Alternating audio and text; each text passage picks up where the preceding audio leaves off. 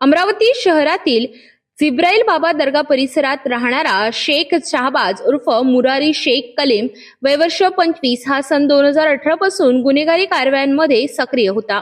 Nagpuri gate, Kolhapuri gate आणि city कोतवाली police ठाण्याच्या हद्दीत त्याच्या विरुद्ध खून, दुखापत, घरफोडी, राहत्या घरातील चोरी, अवैध शस्त्र बाळगणे, हद्दपार आदेशाचे उल्लंघन, अश्लील कृत्य तसेच शांतता भंग करण्याचे गंभीर स्वरूपाचे एकूण 7 गुन्हे दाखल आहेत। यापूर्वी त्याच्यावर प्रतिबंधात्मक कारवाई तसेच तडीपारची कारवाई करण्यात आली होती। मात्र तरीही तो गुन्हेगारी क्षेत्रात सक्रिय असल्याने पोलिसांनी एमपीडी अंतर्गत स्थानबद्धतेचा प्रस्ताव सादर केला।